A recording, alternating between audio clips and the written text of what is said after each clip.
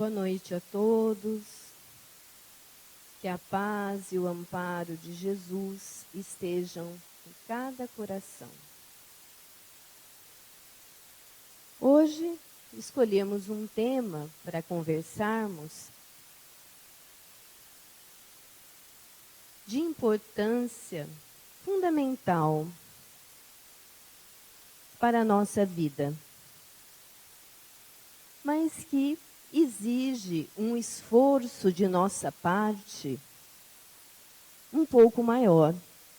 E talvez seja por isso que nós evitamos em falar e estudar a respeito. Às vezes fazemos isso. O que não conseguimos com tamanha facilidade, deixamos para depois.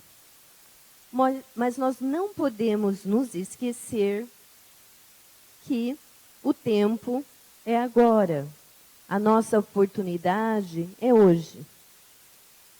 Conviver e amar. Conviver de todas as formas. Em família, com os nossos amigos, no nosso trabalho, na rua, em sociedade. Fica difícil conviver sem amarmos. E a convivência é importante para o aprendizado do amor. Então, essas duas conquistas estão sempre juntas. Nesse momento, a exposição, ela vai levar-nos mais a uma reflexão do que conhecimentos novos. Muito do que vai ser falado, vocês já devem ter ouvido. Como que anda o nosso investimento nessas conquistas na nossa vida, na convivência e no amor?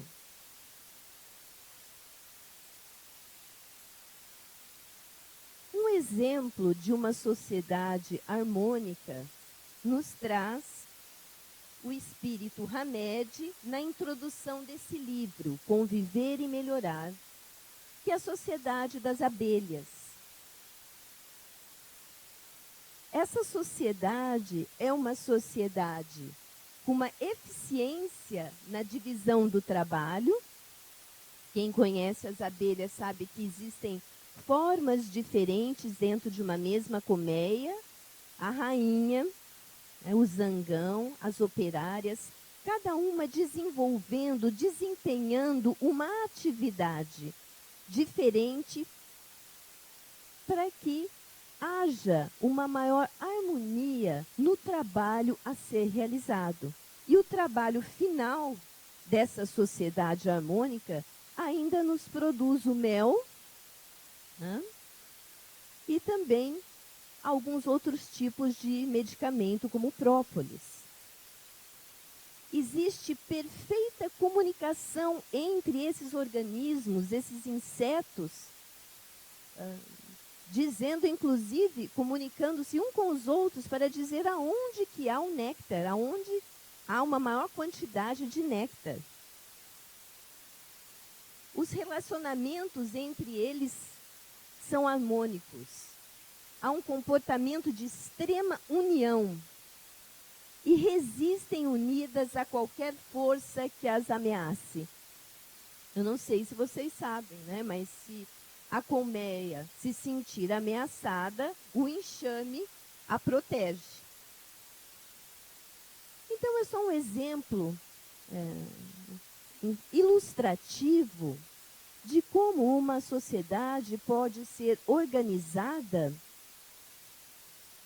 os relacionamentos serem harmônicos e os objetivos serem atingidos com eficiência.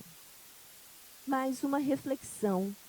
Vocês conhecem na humanidade um tipo de sociedade com tamanha harmonia, onde o altruísmo, né, o bem de todos, unidos para uma finalidade comum? Existem algumas sociedades no planeta que têm alguns desses atributos, que compartilham alguns desses atributos. Mas outros países ainda estão longe de ter um comportamento cooperativista para a harmonia, para o bem-estar do todo. Nós temos mais vinculado o egoísmo do que o altruísmo em nossa sociedade. Então, a convivência nas sociedades, do nosso entendimento, ela passa a ser mais individual.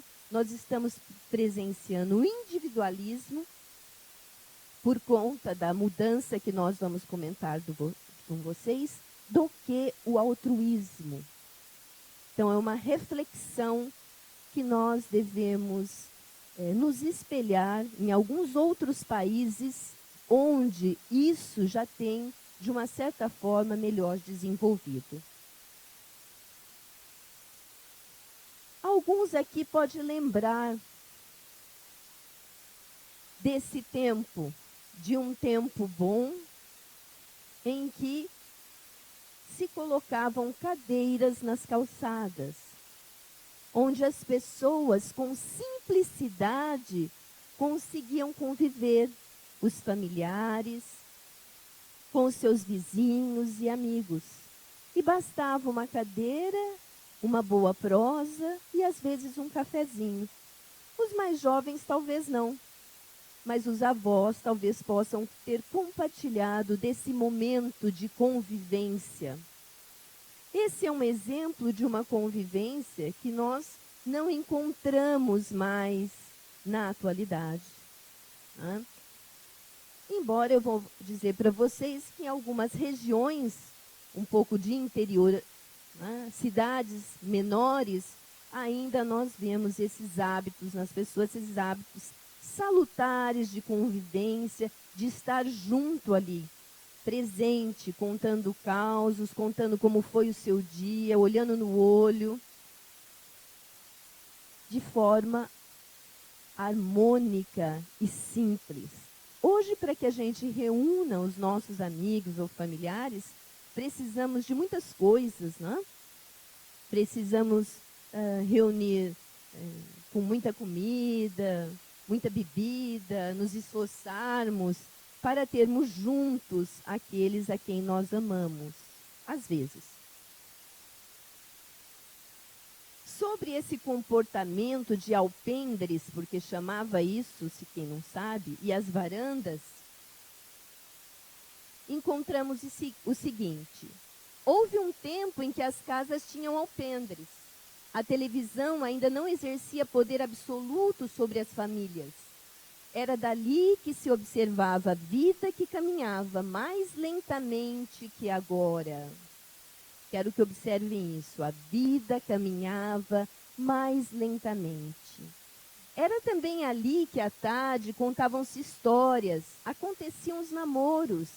Eram sala de visitas com floreiras e samambaias, lugar de contar casos enquanto se esperava o café. Aí a pergunta, o que mudou?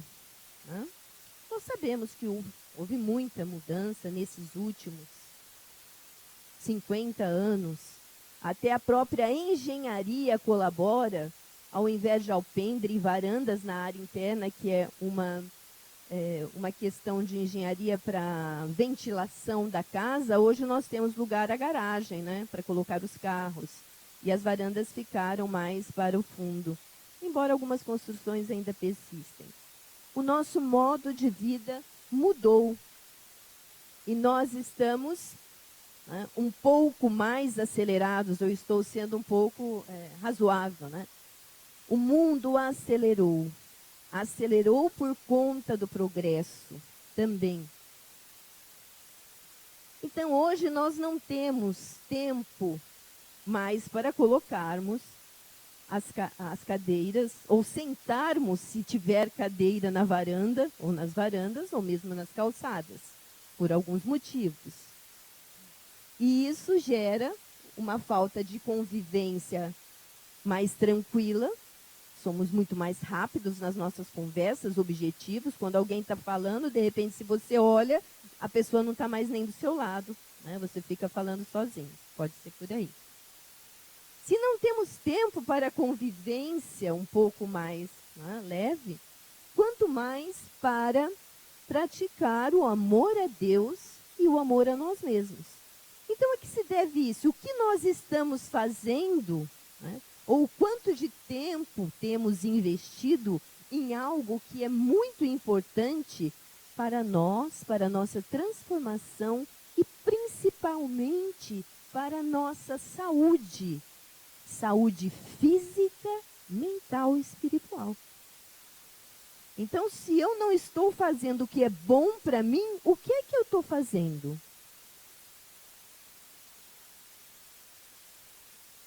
Estou correndo, né?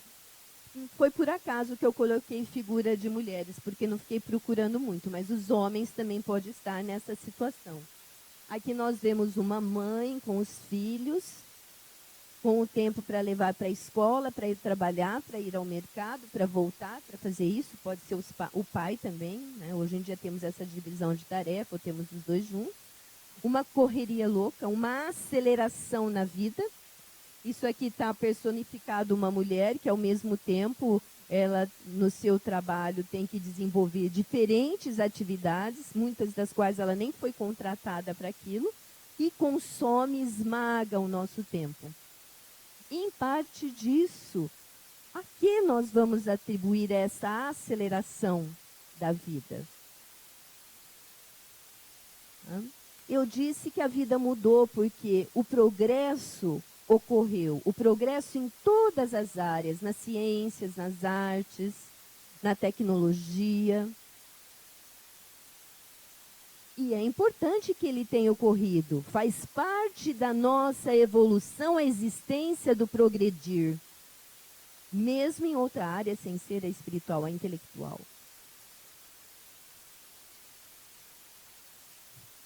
É uma situação que pode, inclusive, estava escrito aqui, nessa imagem, a família do futuro.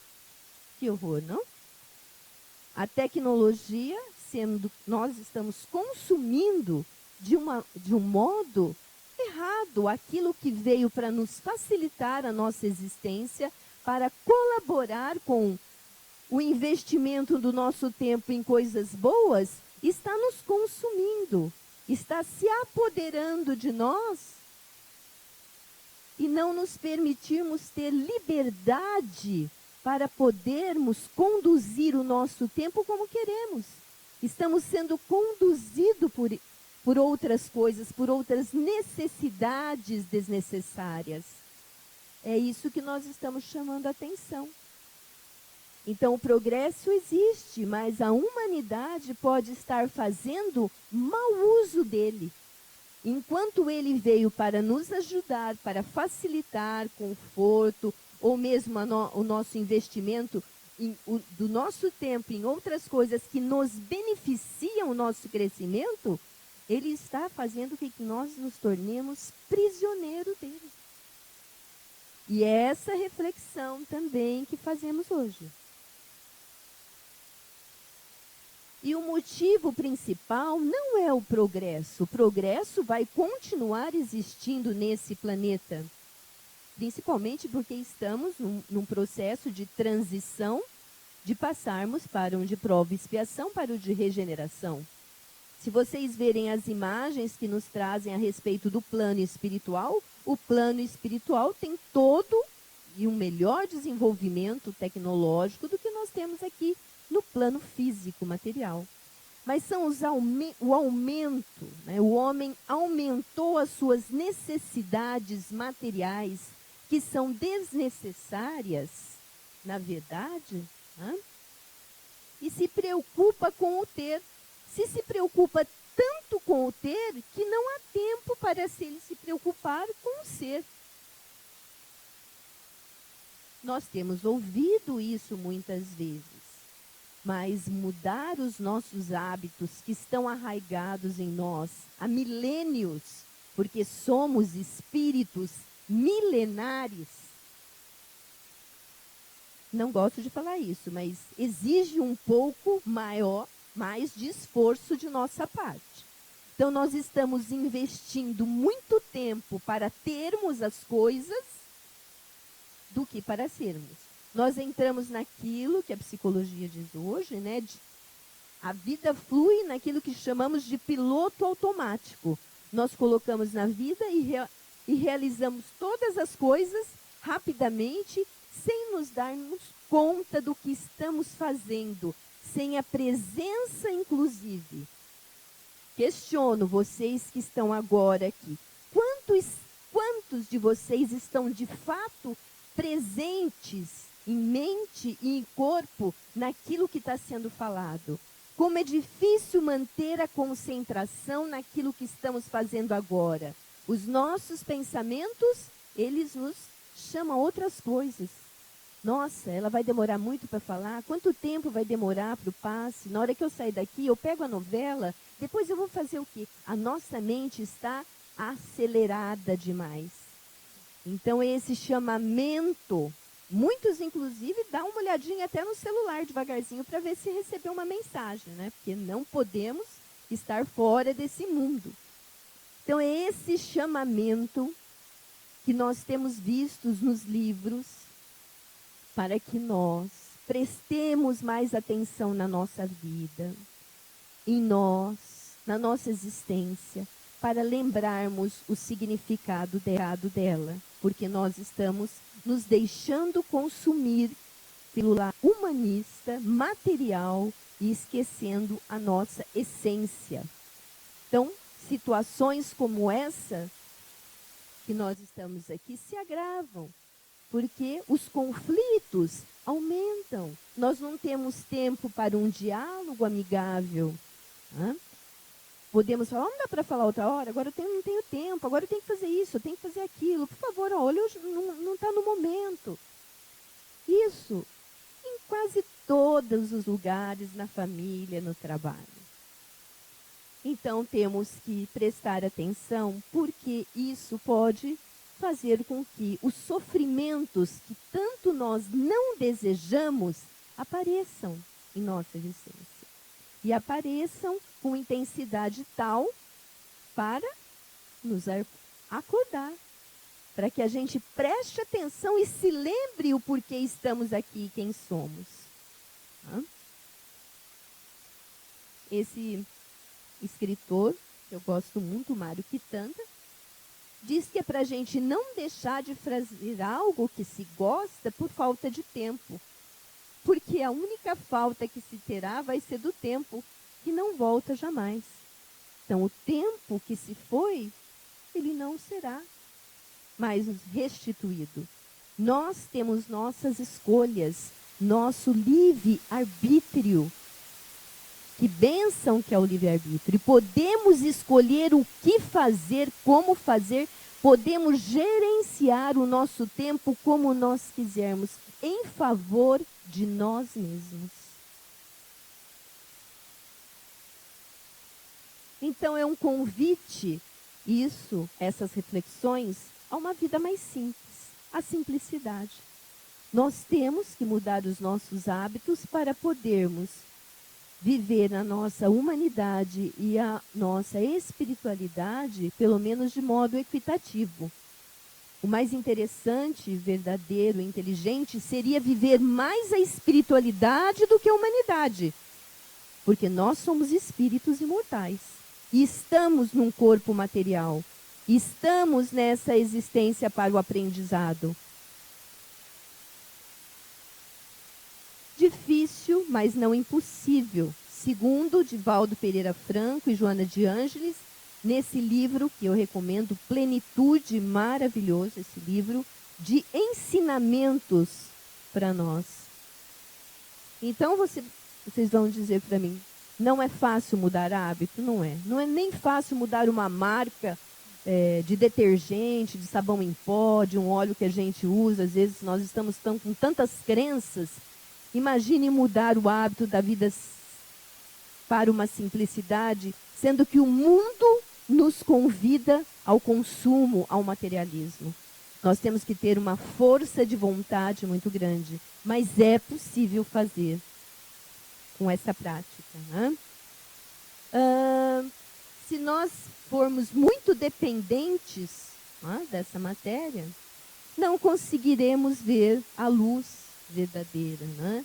Discernir qual é essa meta, nem nos libertarmos disso.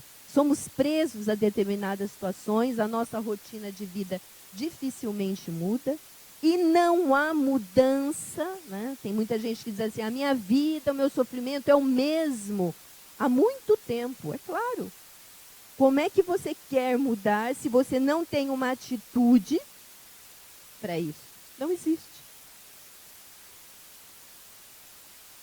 O primeiro passo é esse, né? Ter atitude de mudar, ter persistência, ter disciplina. Não importa se não consigamos de uma vez. Não desistir é muito importante.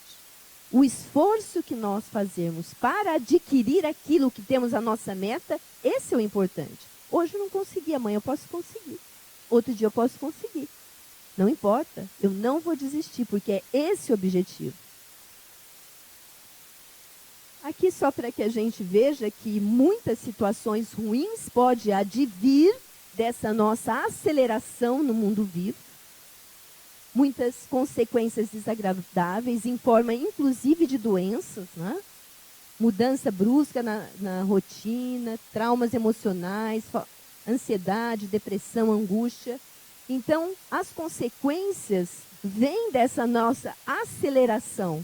Nós temos, então, o quê? Que desacelerar. De estarmos mais presentes na nossa vida e no objetivo principal da nossa existência.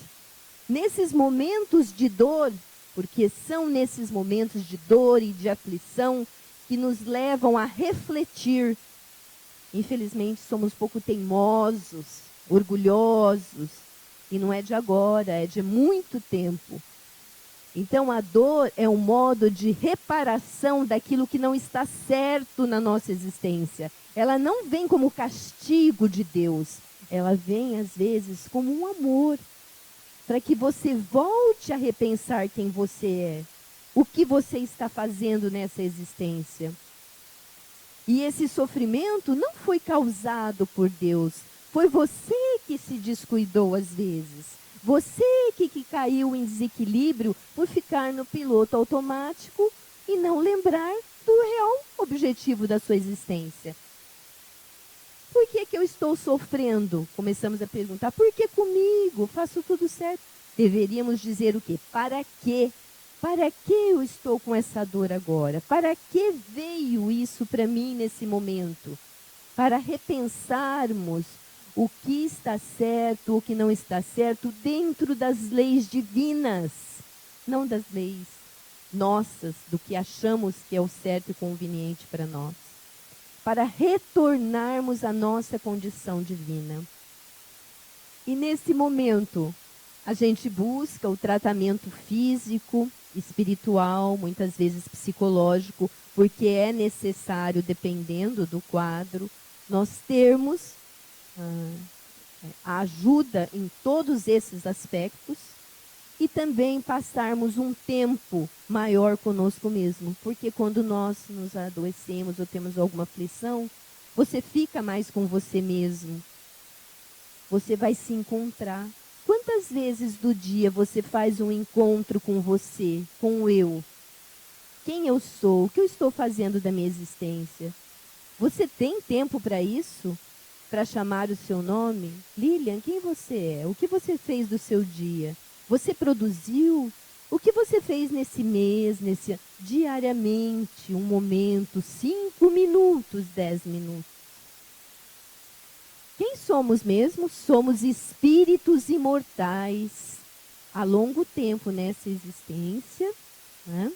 Várias existências, estamos tentando progredir, evoluir, para conseguirmos aquilo que todos almejam. O que nós almejamos?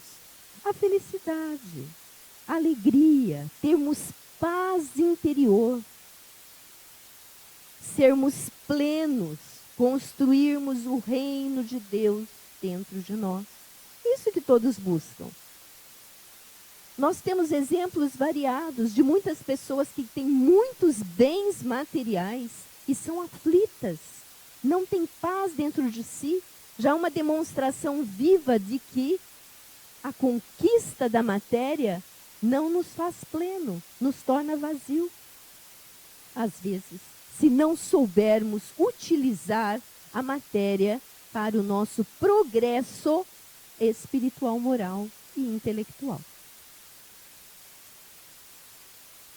O que estamos fazendo aqui na Terra é isso que nós estamos fazendo. Nós estamos aprendendo a ser melhor a cada dia, aprendendo com as nossas dificuldades, com as nossas limitações. Temos as nossas provas, alguns têm as suas expiações de existências anteriores que não foram muito bem resolvidas. Precisamos crescer em espírito, aprender cada vez mais, para podermos ser cada vez melhor, mais perfeito e mais feliz. A Terra é um educandário, já falaram, não é uma estação paraíso. Se é um educandário, nós temos que ter o nosso esforço em estudar, em trabalhar. O prazer está junto na nossa diversão. Também é importante termos nosso momento de lazer. Mas o que estamos fazendo? Estamos tendo mais momentos de prazeres do que realmente investindo na nossa educação, de todas as formas. Investir no auto-amor, no cuidado de si mesmo, da sua saúde, da sua existência, isso é muito importante. O que será de mim após o meu desencarne? Será aquilo que eu trabalhar e me esforçar nessa existência. Iremos levar os bens conquistados, a nossa matéria, tudo que a gente angariar aqui? Não. Iremos levar as nossas virtudes. Iremos levar aquilo que nós construirmos em espírito. Nós seremos a mesminha pessoa que temos agora. Se temos problemas, se temos conflitos, se temos ânsia, se temos alegria no coração, se temos harmonia, se temos amor, é isso que iremos levar.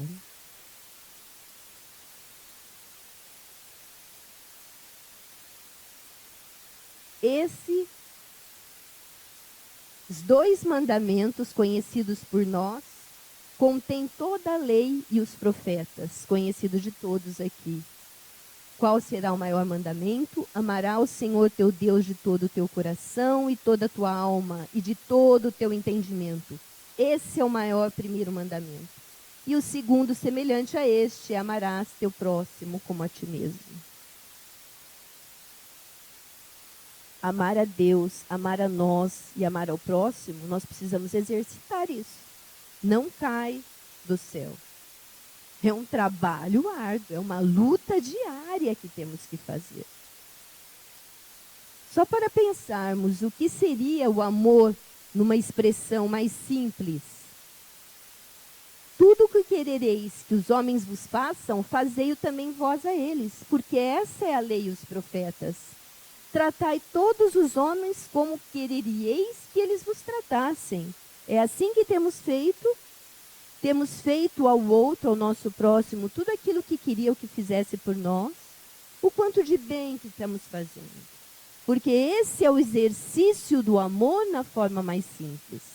Mas para isso nós temos que ter tempo de conviver para aprendermos como nós vamos amar. O aprender a amar também, ele é uma prática. Prática, um exercício diário de convivência. Podemos passar esse slide. Aqui nesse slide, falando também no livro Conviver e Melhorar, quer dizer o seguinte: o estudo é importante, o conhecimento é importante, praticarmos a caridade, o trabalho voluntário é importante. Ouvirmos a palestra, entendermos e fazermos o comentário depois com os nossos familiares é importante, mas disso não faz com que nós nos transformemos. Muitas pessoas acreditam que vindo ouvir a palestra, fazendo curso, já está. Esse é o caminho, deve ser o caminho. Mas isso não faz que nós nos transformemos num protótipo, que está dizendo, de virtude cristã. Para que a gente ascenda evolutivamente, que é objetivo nosso objetivo é a ascensão evolutiva. É conquistar essa luz interior. Nós precisamos ter esclarecimento, autoeducação e a transformação interior. Para que a gente consiga nos identificar. Para isso nós precisamos de tempo. Nós precisamos de um tempo do nosso dia para conversarmos conosco, para nos entender.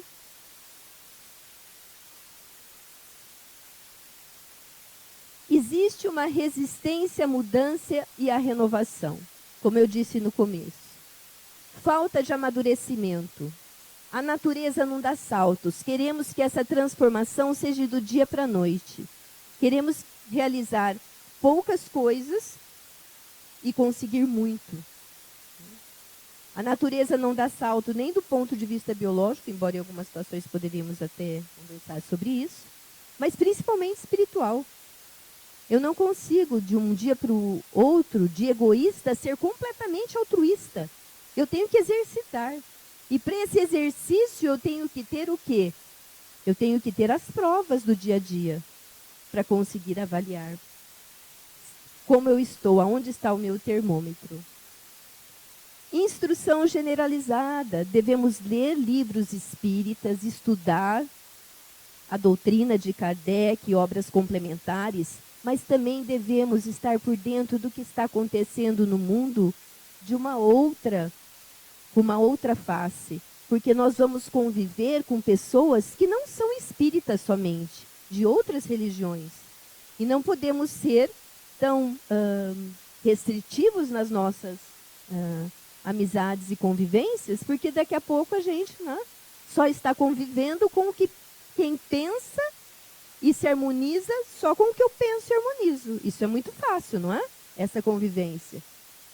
Quero ver você conviver com aquele que é diferente e que não pensa como você. Esse é o exercício maior da nossa transformação. O egoísmo, né?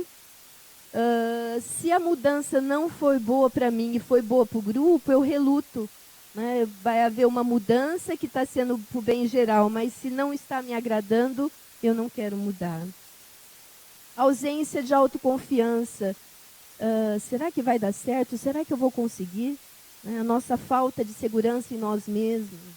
Isso gera uma dificuldade da mudança, porque exige de nós o mover, a ação.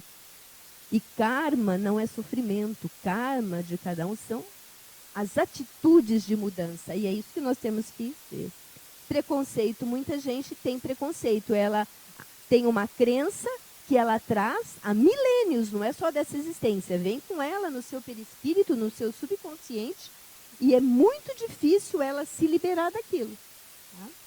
E compreender a evolução da humanidade, que cada um de nós está em um estágio evolutivo. Não é porque eu consigo uma mudança com uma facilidade que o outro vai conseguir. E aqui é só para a gente exemplificar o nosso adiamento desse progresso espiritual, né? Nós não estamos preparados porque somos novos demais, somos muito radicais para pensar em Deus. Agora eu estou numa fase da minha vida muito boa, vitoriosa, né? Nesse momento Deus não cabe. Estou muito feliz para pensar em Deus, estou cansado demais, estou descontraído, né? Estou presunçoso demais, aflito demais, velho demais, tarde demais, talvez. Né? Tarde demais não, porque com a misericórdia divina nós temos sempre a oportunidade na reencarnação de rever novamente as nossas faltas. Mas nós temos que avaliar isso. Né? Avaliar que somos espíritos e que precisamos desse tempo para a convivência e para o amor. Esse cientista que todos conhecem, Albert Einstein, disse o seguinte, que falta de tempo é desculpa daqueles que perdem tempo por falta de métodos. É verdade, nós somos indisciplinados. Nunca peça para alguém que não faça nada, se você quer que alguma coisa realize, né, que a pessoa faz muito pouca coisa na vida, para desenvolver um trabalho. Peça sempre a alguém que está com muitas coisas para fazer. Essa vai conseguir desenvolver o seu trabalho, porque ela tem uma organização. Nós precisamos nos disciplinar, porque nós conseguiremos fazer o nosso tempo, que é precioso, render mais para o nosso próprio benefício, né? Só para dizer a vocês que eu encontrei na internet, numa região lá da Paraíba, essa família que ainda tem o hábito de se reunir na calçada, né, na calçada, os amigos, ter esse tempo de simplicidade, e ainda isso, como eu disse, está persistindo. Então, nós podemos, às vezes, fazer coisas parecidas para o nosso próprio bem-estar.